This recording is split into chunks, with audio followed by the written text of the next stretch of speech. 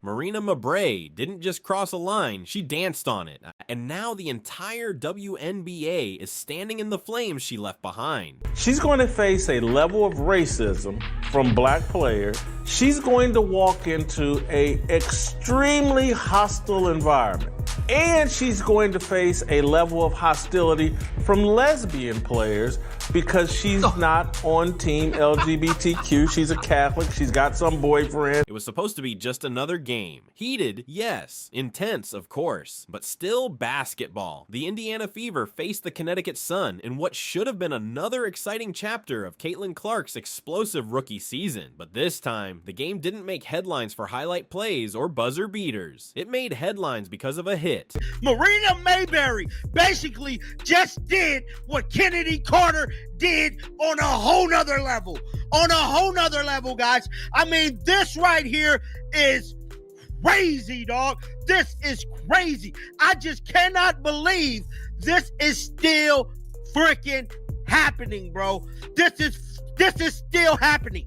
Blitz than a basketball move. Third quarter, Clark's been taking bumps all game long. She's grabbed, poked in the eye, shoved under the rim. JC Sheldon's been on her like glue. The officials looking the other way, and then Marina Mabrey charges. Full speed, no play on the ball, just a shoulder straight into Caitlin's chest. Clark crumples. The arena erupts. Viewers online lose their minds. And in that instant, the game changes. Not just the score, the atmosphere. The jealousy is real. The jealousy is real. You know, this damn dump just can't get out of its own way. Yesterday should have been a celebration in the WNBA. Celebrate our missed layups.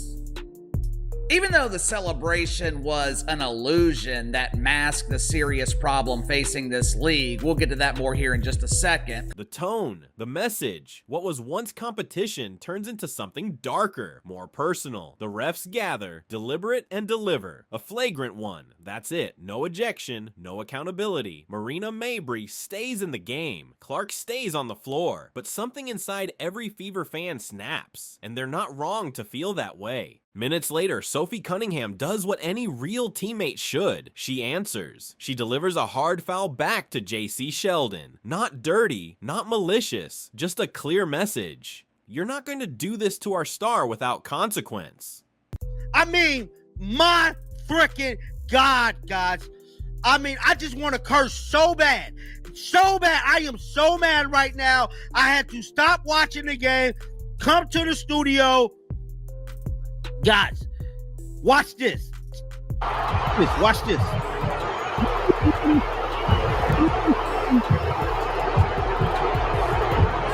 Look at this.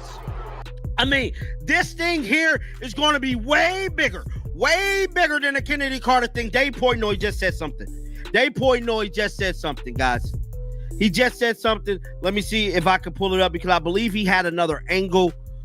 I believe Dave Portnoy might have had another angle to this assault here, guys, because that's exactly what it was. I mean, fines have to be handed down. At this point, fines have to be handed down. Suspensions has to be made at this point, bro. You can't claw someone in the eye. Eject her. Eject both of them. Eject both of them. So there's nothing there. Nothing there. JC Sheldon claws her in the eye. Like, she clawed her in the eye. Like, let's look at this in slow motion. That is a clear as cut, all day ejection. There's no question about it. She clawed her in the eye. That is an ejection. No question about it, that is an ejection. It's not even within 5 feet of the, like, not even within a foot of the ball. And then, by the way, that's an ejection too.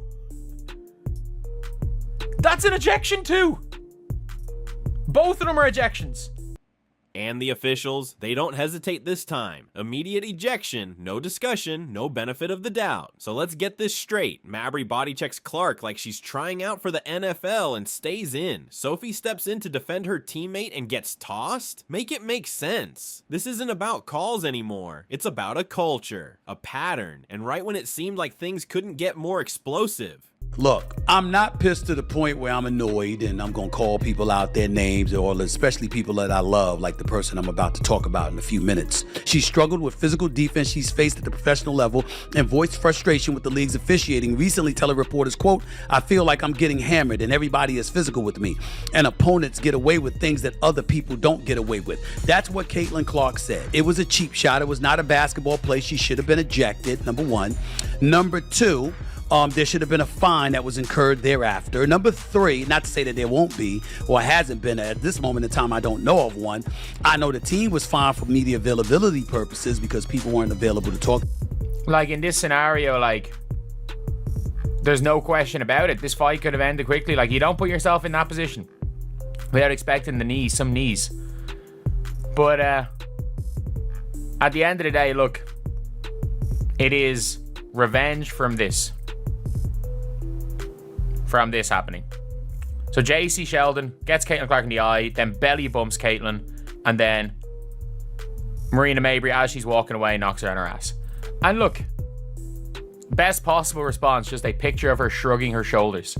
Because look, that is what Sophie Cunningham is. That is what Sophie Cunningham is. Sophie Cunningham is an enforcer. They didn't like, people weren't saying she was the enforcer for no reason. People weren't saying that. Like, the enforcer's job is to make sure that nobody messes with her. And at the end of the day, look, we're probably going to talk more about this on stream, but at the end of the day, this was, like,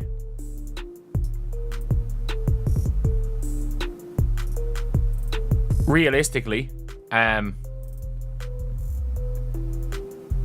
it's what's happened. Like, it's how things are meant to go. Like, people just want enforcers.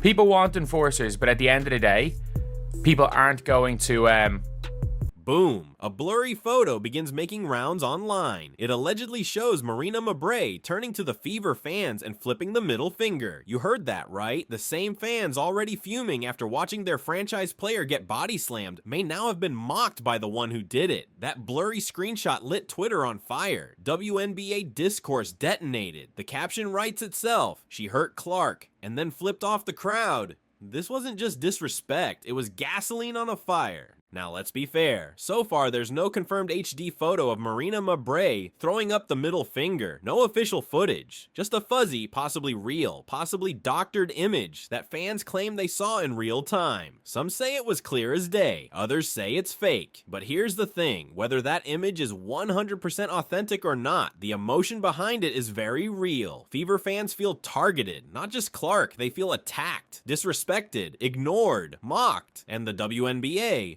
dead silent, no league statement, no investigation, no fine, no clarification, just the deafening void of leadership, and silence speaks volumes. When your star rookie is getting hit, mocked, and then your league refuses to even address the storm, it's not just apathy, it's complicity. And fans, they're not dumb. They saw what they saw, or at the very least, they felt what they felt, and feelings in sports carry more weight than even facts. You know, the hate is at an all-time high. These women, you know, have no business doing this to somebody like her. You know, this woman is basically the flagship bearer for, you know, your league. A lot of people wouldn't even be interested. Nobody would be concerned. She was literally poked in the eye, then pushed to the ground by Marina Mabrey. This story is still developing. The damn game is still on. I cannot believe what the hell just happened in a matter of seconds, bro. In a matter of seconds, this thing went south. The WNBA is a freaking joke. These players wasn't even ejected. Marina Mabrey basically just did what Kennedy Carter did on a whole nother level. On a whole nother level, guys. I mean, this right here is crazy, dog. This is crazy. I just cannot believe. Kathy Engelbert, in this long, drawn-out article, goes on and gives herself credit for why the WNBA has finally entered some type of mainstream. Indiana Fever's matchup on Friday versus the Sun drew 851,000 viewers. becoming the most viewed WNBA game on ION this season, despite Caitlin Clark's absence. They can see that they do not want Caitlin Clark to succeed. They want the New York Liberty to be the team that is the face of the organization. Caitlin Clark is essentially getting blackballed in the WNBA. And she was a rookie. And it's infuriating. Right now, she's injured. If she's not playing, they're losing crazy amounts of money. And so it's crazy to me that the league itself and everyone involved at the higher ups would do these things to sabotage. Confidence in a business model that's going to work and is sustainable, which is what I've been brought in to do. It's you see the benefits of that, the returns of that, and then you see, you know, an athlete, a generational athlete like Caitlin. I analogize it to the Tiger Woods effect in golf. Yeah. And just her followership and then the rivalry she came in with against Angel Reese in LSU, Iowa, and now Paige Becker's coming in from UConn off a championship. So. But we had great players for for a couple decades, but now I think with social media, with NIL, with them having brands when they come in and followership, and just the quality of the game. We just had this record-breaking game between the Indiana Fever and the Brazilian national team, a preseason game that averaged 1.3 million viewers on ESPN.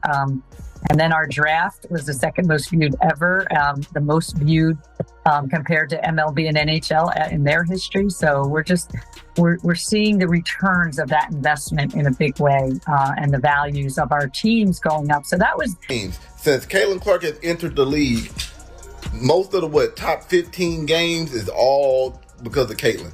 All because of Caitlin. That's how you know who's the face, who sells the most. Who jersey sells the most? Who is people talking about the most? That's how you find out who the face is, not who got the best numbers. That doesn't mean anything. When one person plays and ticket prices shoot up, and then when they don't play, ticket prices plummet. Kathy Engelbert, in her naivete or in her delusion, she takes credit for it. Instead of saying it's because of Caitlin Clark, instead of saying it's because of the person from Iowa, instead of saying it was because of her, Kathy says, oh, it's all me.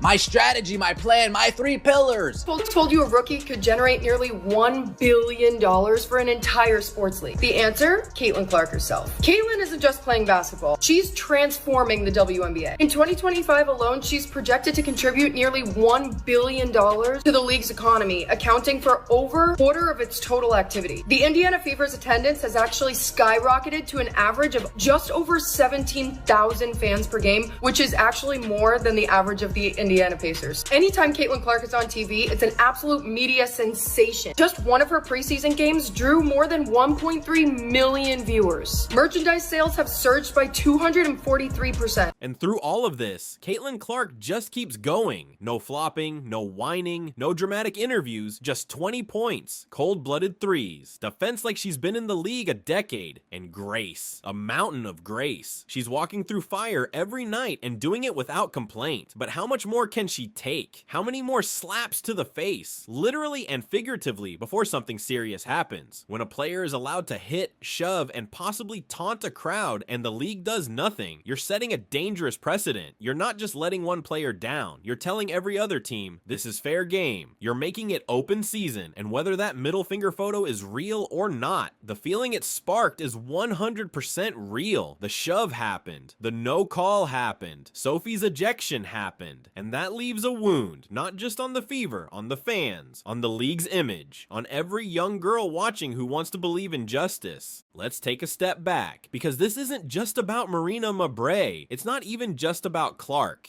This is about the WNBA's culture, a culture that, if not addressed now, will unravel everything it's been building. This league is growing fast. Thanks to players like Caitlin Clark, Angel Reese, and a new generation of athletes, more eyes are on women's basketball than ever before. But if the first thing new fans see is stars getting hit with no consequence, fans getting disrespected, and a league office too scared to speak, they won't stay.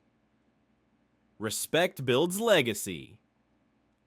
Silence destroys it. Right now, the WNBA is dangerously close to telling its fans that integrity is optional and chaos is tolerated. That's not a league, that's a circus. And fans, we're not paying to watch a circus. We're paying to see greatness, growth, and a future for women's sports that isn't built on drama but dignity. So here's the bottom line. If Marina Mabrey did flip off the Fever fans, say it, address it, own it, take action. If she didn't, then prove it. Defend your player, give us clarity, but don't hide. Because in a world that's watching, silence is not strength, it's surrender. And if the WNBA won't protect its players, won't respect its fans, and won't speak up in moments that define its future, then we have a serious problem. This is your moment, WNBA, to show you're bigger than controversy, stronger than bias, smarter than silence. But you only get so many chances before people walk away. And Caitlin Clark, she'll keep rising, because stars shine through pressure, but even the brightest need a league that backs them up. So what do you think? Is the photo real? Was the shove enough for a suspension? Let me know in the comments. Smash that like button if you're tired of the silence. Subscribe if you believe in fair play, real leadership, and protecting the future of the game. Because if we, the fans, don't speak up, no one will. Stay loud, stay aware, and as always, protect the game.